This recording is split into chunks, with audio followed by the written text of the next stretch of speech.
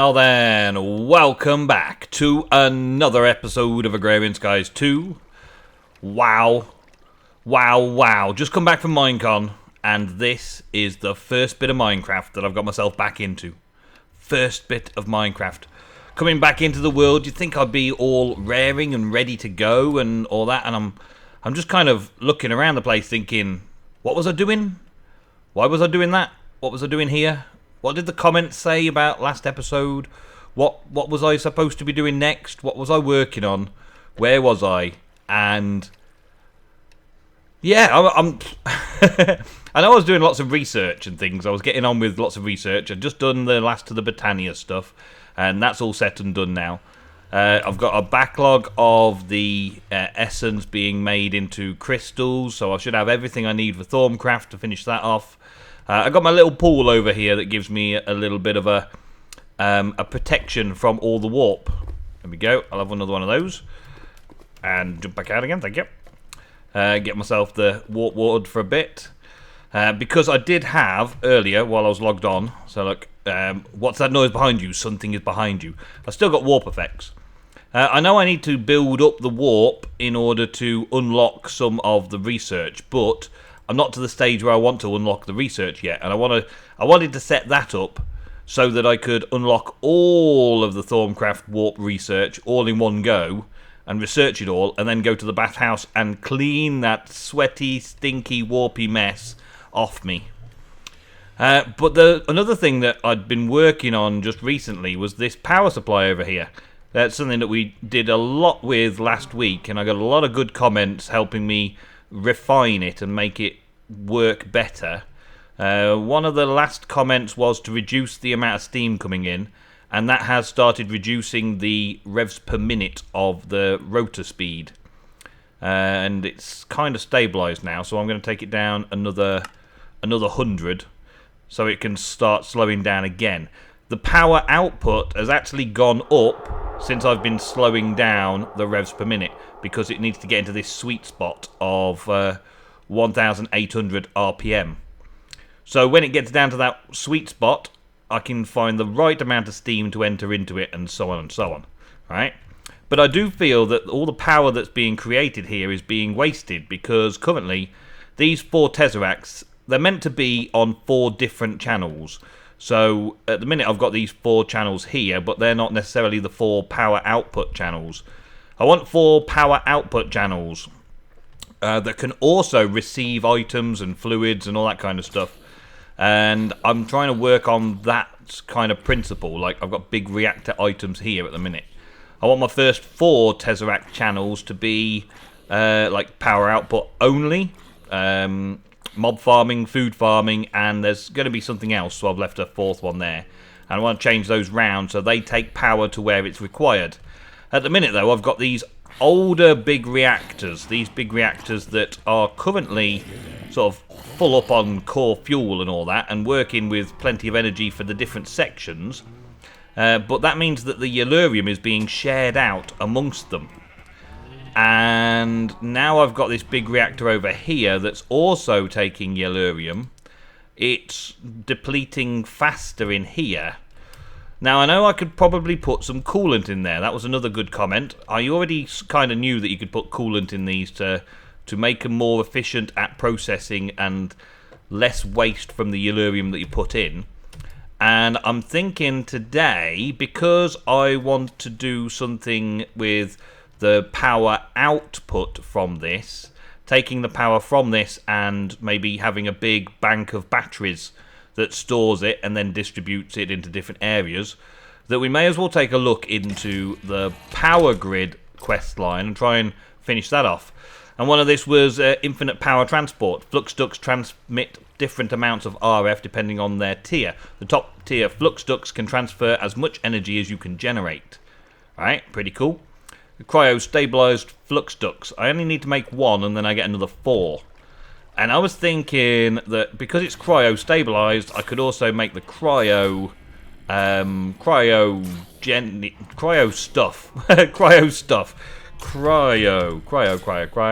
this stuff, the blue stuff, jellied cryotheum, that was it.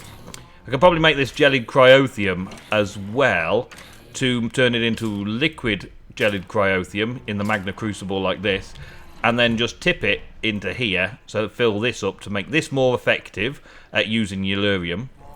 Then make the power flux ducts that are cooled by jellied cryotheum, have those coming out of there into the different places, and then have the tesseracts beaming to where these old reactors are. That way these can be demolished. All of my yellurium can go into one place for one function, and I can kind of rewire the place a little bit. I've got the second reactor here, and then over here I've got this, the first big reactor I ever built. Seems to be doing okay, but the first big reactor I ever built is currently not outputting anything anywhere, not really doing anything, because I stopped the production because I've got enough resources from it. So I don't really need that anymore, but it's also taking yellurium from the system. So I wanted to work on that today, and I think the best method to start is probably sorting out the blizz, because in order to get some blizz powder, I think the only way of that is to get the blizz rods, and I may just throw that thing in there. If we look at this jellied cryotheum dust, there's blizz powder, which comes from blizz rods, which are dropped by blizzes. Now, that's an easy way of getting blizz powder en masse. There's the other way of putting destabilized redstone onto snowballs to make blizz powder in a fluid transposer. That's something else that I could do. Getting snowballs is easy enough. We could make snowballs through mana infusion to double them up. I don't really want to do it that way though. I could get some bees that make frozen combs and do that way as well. But there's also the water thing, the cryo thing that also did ice and stuff, which we've got over here. I think we got it over here. Yeah, this thing over here, which can output snowballs, a glacial precipitator that can output snowballs. So I could set up something that way. I could do all of the things. And I'm not really sure which way around I want to do it. I did have some blizz spawns though, so maybe if I take those eggs that make blizz, there was a blizz spawn egg somewhere. I can't remember where I put them, where I lost them to. I'm sure I had them somewhere though. Maybe that's going to be an issue, not finding them again. There was blizz. Let's try blizz. Ah, there we go. So I've got some blizz powder. Spawn blizz. I've got 4 spawn blizz eggs there. And I could probably just get one in a safari net, couldn't I? Let's get a reusable safari net there. And then just throw it in there and make loads of blizz powder that way. Save making an automated system. But that would then mean that I don't have a constant system going. Hi, how you doing? Thank you. So we got the blizz in there. That would mean then that I don't have a constant production of the blizz powder. And do I really need a constant production of the blizz powder? I'm not so sure that I do. Am I? I don't think I need a constant production of blizz powder. I think just spawning some blizz when I need the powder to make some cryo in the first place is all I really need to do. Once I've got the initial things made, I don't need it anymore, do I? So I don't need a production facility to make the stuff. Well, they do have really cool kill sounds, don't they? Sound like blazes being killed. Boom, boom. So that makes blizz rods. Okay, so we got that. And then I can just grind the blizz rods down. Let's go blizz. Yeah, there's first 2. I can just set this up to automatically grind these down so that when I need some of these blizz powders, I could run it. I could also, of course, run snowballs through my fluid transposer for a bit to make some that way, which may be another option that I'll do as well at the same time. Where's my pulverizer? This one. Nope, that's the transposer. There's my pulverizer. There we go. So maybe if I select this, the yellorite ore, and put blizz powder in it as well, then anytime that there's blizz killed, the blizz rods will get ground down through the pulverizer. So I could do it in two methods. I can run it off mob essence, or I could run it off snowballs and redstone. I think because I've got such a backlog of mob essence that I'm probably best just leaving this to run for a little while and just letting that build up a supply of the blizz powder for me. So the other thing that I needed to make this jellied cryotheum stuff is some nitor. Nitor? I think it's nitor. No, the other way around. Cryotheum dust. There we go. Yeah, I've got the blizz powder sorted. Snowballs I've got to make anyway. Redstone I've got to make anyway. I suppose if I had to do all of that, then redstone and snowballs would be going into it. Nitor, though, what we got? Nether saltpeter ore. Grind down makes niter. Pulverize it. This is an interesting one. Sandstone in a pulverizer makes sand and niter. 50% chance. So I can put sand together, 4 sand together to make a sandstone, and then make niter from that. So I think I'm probably going to run down that route because that looks like a nice, easy way of doing it, and I've got plenty of sand. Do I have any sandstone around? Yeah, I've got a stack of sandstone already, so that's not too bad. I'll get a second stack. There we go. And I'll run that through this pulverizer as well over here. Not a permanent pulverizing, but still. Oh, some yellorium ore. Thank you very much. Blizz powder. Go on, let you do that first. There we go. I'll put that in there. So that should get me the niter. If it's 50%, then I should get at least 32 niter. This is running nicely to get me the yellorium. As you just saw, the ore arrived in. I put all yellow focuses in. I don't really think that has made that much difference, but each of those focuses has added a little percentage chance towards me receiving goodies that I wanted, the actual yellorium ore. But it's not a strong enough probability that it's going to be perfect all the time. Let's throw some more in there. There we go. Right, that'll do for now. There'll probably be more than enough niter there from that lot. Let's have a look. Niter. Yeah, there we go. Okay. And then we got blizz. So we'll grab that. 50 already. That's not too bad, is it? And then we've got redstone.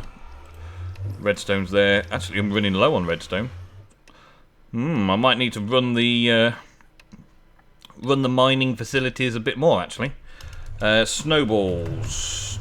70 snowballs already. Okay. And I can make some more easy enough. So let's make a load of this cryotheum dust. We immediately ran out of niter again, but that's going to take a little while to catch up. That's okay. So I'll come back to this when I've got some more. Then the cryotheum dust. What am I going to do with that? I've got to melt it down in a magma crucible. Magma crucible, which I haven't got one at the minute. Can I make one quickly? Yes, I can. Hopefully. Yeah, 1, 2 of those. I've got one that's doing glowstone at the minute that I could repurpose, but I'm not going to. And then we got a transposer. Have I already got one? No, I haven't. Let's get another one made quickly. Yep, there we go. Alright, so I can make these fairly quick. And then I've got the ability to put buckets of cryotheum in the place. Bucket. Let's get a couple of buckets worth. Okay, so down here, where we've been doing this before, I set this up earlier. Now, this is the glowstone, because I needed all that glowstone earlier. What about putting it on the side here? I suppose that would work. There we go. And we've got to put that into the magma crucible, into there like that. And we're going to be outputting on the right-hand side. And then this is going to be receiving on the left-hand side. There we go, jellied cryotheum. Put a bucket in there. Fill it up with jellied cryotheum. Awesome. And the same is true with that cryotheum power line that we need. So one of these, cryo-stabilized, requires the empty flux duct into this fluid transposer, the same as we've filled the bucket up, to fill these up. So how do these get made? Hardened glass, yeah, and some electrum, and a redstone energy conduit. See if I've got any of those around. Let's try this again. Cryotheum. How many times do I have to type that in? That empty one. There we go. Yeah, we can do that easy enough. And that will complete the quest as well. Okay, so that can go into there. Fill it up. We've already got plenty of that stuff. Yeah. But I can keep making more now. Now I've got that set up, I can keep making more. Now this is in there. I can collect that and get 4 more. Awesome. And there we go. So the next thing on this quest line is getting myself a QED. So let me just go and finish off making all this cryotheum stuff work and go and cool down that reactor. And then I shall be back for the QED. Alright, so I just got rid of the rain and made it day. And I'm surprised by the results of my little experiment with this. What the...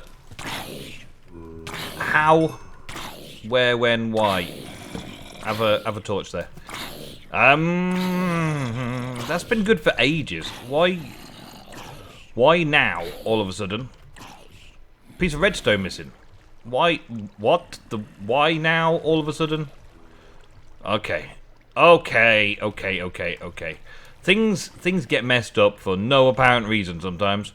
You don't know why. They work for ages and ages and ages, and then all of a sudden something goes wrong. Redstone. Let's take some of that.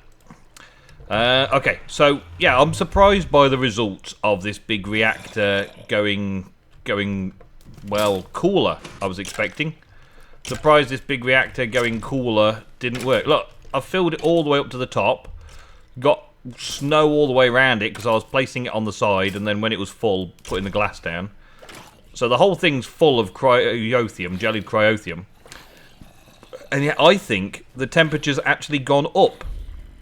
If you go back in the video a few minutes to find out where it was I was showing you the reactor controller, I think the temperature's actually gone up.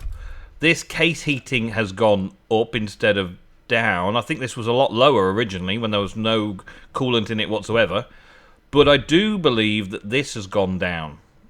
So the amount of fuel burn up, which is good because I didn't want to deplete my fuel status. I wanted the fuel to last longer. So the end result is okay, but I was expecting this jellied cryotheum to be a good coolant. I know it's not the best coolant. I think like there's enderium and other things that are better coolants.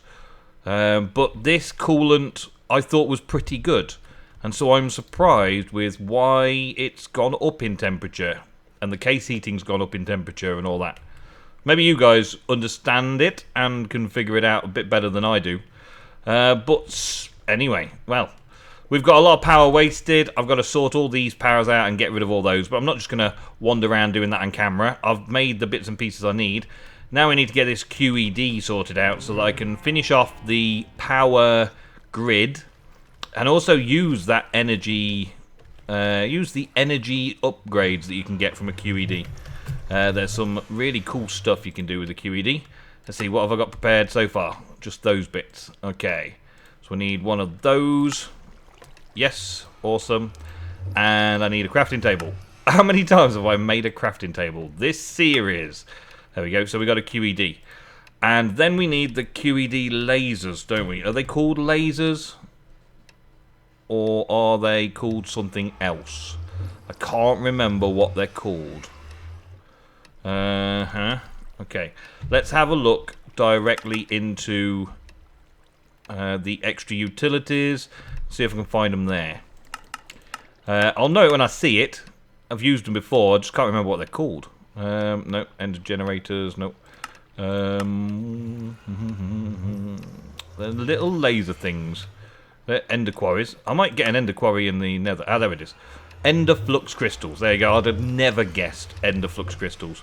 So we need this more ender infused obsidian. This says there's another crafting. No, that's just telling us what they do. Okay, so we need some more ender infused crust. Yeah. Ender. That one. Need some of that more. Thank you. I'll have another couple of these. We'll have plenty because they use a bit up in here. There we go. What should we have? I guess 3 will be enough for now, innit?